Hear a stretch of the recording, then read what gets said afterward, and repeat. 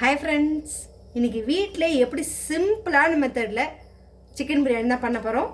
அதுக்கு ஃபஸ்ட்டு குக்கரை காஞ்சிருச்சு, நல்லா எண்ணெய் ஊற்றிக்கலாம். பிரியாணியை பொறுத்த வரைக்கும் நல்ல எண்ணெய் எவ்வளோ கிலோ இருக்கோ அதாங்க ரொம்ப முக்கியம். தயவுசெய்து இந்த கடல் எண்ணெய் நல்லெண்ணெய் அந்த மாதிரிலாம் எண்ணெய் ஊற்றிடாதீங்க. ஏன்னா பிரியாணிக்கு அந்த மாதிரி எண்ணெய்லாம் வந்து நல்லா இருக்காது. ஜஸ்ட்டு சன்ஃப்ளவர் ஆயிலோ இல்லை ரீஃபைண்ட் ஆயிலோ யூஸ் பண்ணிக்கோங்க. ஒரு 1/2 kg பிரியாணிக்கு தான் நான் எனக்கு செய்ய போகிறேன். அதுக்கு எண்ணெய் காஞ்சிருச்சு. பிரியாணி மசாலா, பட்டை, கிராம்பு, அன்னாசி பூ, மராட்டி மொகு எல்லாத்தையும் போட்டுடலாம். எண்ணெய் நல்லா காஞ்சதுக்கப்புறம் போடுங்க, அதுதான் ரொம்ப ரொம்ப முக்கியம் பிரியாணியை பொறுத்த வரைக்கும். ஸோ இப்போ போட்டதெல்லாம் நல்லா பொரிஞ்சிருச்சு. அடுத்ததாக ஒரு பச்சை மிளகா கீரி போடுறேன்.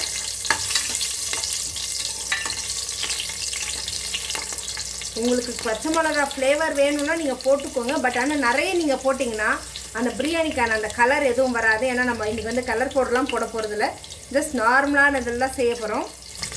இப்போ வந்து இஞ்சி பூண்டு பேஸ்ட்டு,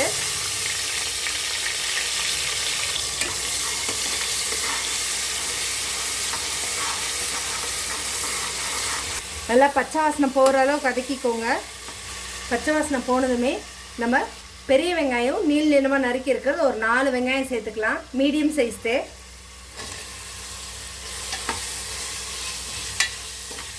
நல்லா வெங்காயம் நல்லா வதங்கட்டும். வெங்காயம் நல்லா வந்து கொஞ்சம் மீடியம் ஃப்ளேமில் வைங்க. நல்லா வெங்காயம் வதங்கணும். ஏன்னா வெங்காயம் வதங்கினாதான் அந்த பச்சை வாசனை எல்லாம் போயிட்டு நல்லா கலர் மாறணும், இல்லைன்னா வந்து பிரியாணி டேஸ்ட் இருக்காது. இப்போது வெங்காயம் நல்லா வதங்கிடுச்சு. இப்போது கட் பண்ணி வச்சுருக்கிற 4 பெரிய தக்காளியும் ஆட் பண்ணிக்கலாம். இதுவும் நல்லா வதங்கட்டுங்க. எண்ணெயில் நல்லா வதங்கி அப்படியே அந்த எண்ணெய் பிரிஞ்சு வரணும். இதில் லேசாக வதங்கிறதுக்கு உப்பு மட்டும் கொஞ்சம் போட்டுக்கலாம். பிரியாணிக்கு எவ்வளோ உப்பு வேணுமோ அந்த அளவுக்கு ஆட் பண்ணிக்கோங்க. இது நல்லா கைவிடாமல் அப்படியே கலர்லாம் எண்ணெய் பிரியிற வரைக்கும் நல்லா அப்படியே எண்ணெய் பிரியிற அளவுக்கு அப்படியே வேக விட்டுறலாம். இதில் இப்போது தக்காளி இந்த அளவுக்கு வதங்கினா போதும். ஏன்னா ரொம்ப வதங்கிடுச்சுன்னா நல்லா இருக்காது, அப்புறம் இந்த தொக்குக்கு செஞ்ச மாதிரி ஆயிடும். இந்த ஸ்டேஜில் நம்ம வந்து மிளகாத்தூள் ஆட் பண்ணிக்கலாம். வெறும் மிளகாத்தூள் ஒரு 1 to 1.5 ஸ்பூன் ஆட் பண்ணிக்கோங்க. அது கூடவே பிரியாணி மசாலா ஒரு ஸ்பூன் ஆட் பண்ணிக்கோங்க. மசாலா ஒரு 2 நிமிஷம் எண்ணெயில் வதங்கட்டும். வதங்கினதுவே நம்ம சிக்கன் வந்து ஆட் பண்ணிக்கலாம். இப்போது சிக்கனை வந்து நான் கழுவி எடுத்து வச்சுருக்கேங்க. அதாவது நிறைய பேர் கழுவுனாலும் அந்த பச்சை நீச்ச ஸ்மெல் இருக்குன்னுவாங்க. அந்த சமைச்சதுக்கப்புறம் ஓப்பன் பண்ணிங்கன்னா அந்த கறி வேகலை, பச்சை வாசனை அடிக்குதுன்னுவாங்க.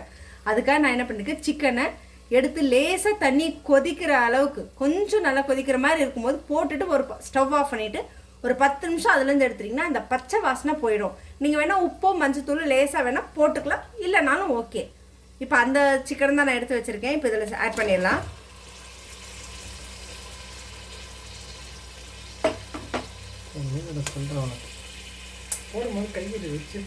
எப்படி இப்படி வச்சு போடல அப்படின்னு.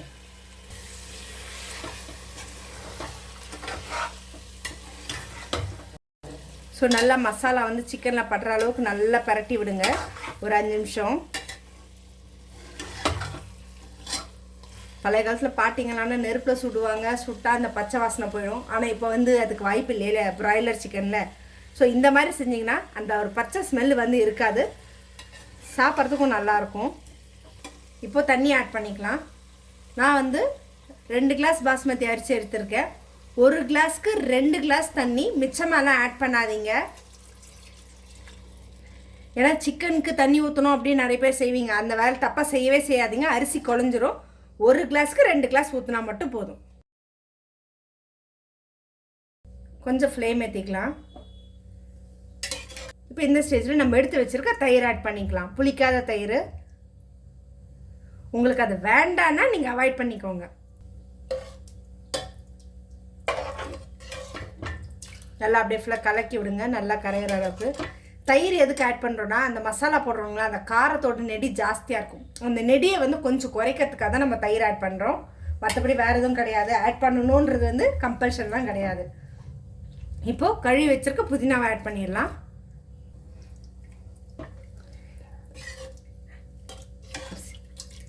ஒரு 2 நிமிஷம் கொதிக்கட்டும். அதுக்குள்ளே வந்து நம்ம அரிசியை வந்து கழுவி எடுத்துடலாம். இப்போ இந்த ஸ்டேஜில் நம்ம அரிசி ஆட் பண்ணிடலாம். பாஸ்மதி அரிசி தான், கரெக்டாக தாளிக்க ஆரம்பிக்கிறப்போ நீங்கள் அரிசி கழுவி ஊற வச்சிங்கன்னா போதும். அதுக்கு மேலே ஊற வைக்காதீங்க, ரொம்ப ஊறிச்சுன்னா அரிசி குழஞ்சிரும். அரிசி ஆட் பண்ணும்போது நல்லா தண்ணி ஒட்ட வடிச்சிட்டு ஆட் பண்ணுங்க. நான் அரிசியோட தண்ணி மாறிச்சுன்னா சாதம் குழஞ்சிரும், டேஸ்ட் எல்லாமே மாறிடும். ரொம்ப கலர வேண்டாம், ஜஸ்ட் அப்படியே லைட்டாக மட்டும் பரட்டுறீங்க. நான் அரிசி ஊறி இருக்குன்னா ரொம்ப பரட்டினீங்கன்னா ஒட்டஞ்சிரும், அதனால் லைட்டாக மட்டும் இது பண்ணிக்கோங்க. இப்போ மூடி போட்டு ஒரு 2-3 விசில் விட்டால் போதும், நிறைய வேண்டாம். இப்போது மூடி போட்டு மூடிடலாம். வெயிட் போட்டு சரியாக ஒரு 2 விசில் விட்டிங்கன்னா போதும். மீடியம் ஃப்ளேமில், ஹை ஃப்ளேமே வைக்காதீங்க, லோ ஃப்ளேமே வைக்க வேண்டாம். விசில் அடங்கிருச்சு. இப்போ ஓப்பன் பண்ணுவோம். வாசனையே கமகமன்னு வருதுங்க.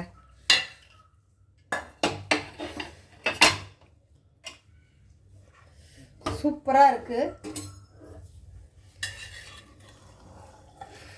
அப்படியே அந்த எண்ணெயோட சிக்கன்லாம் சூப்பராக வந்திருக்கு.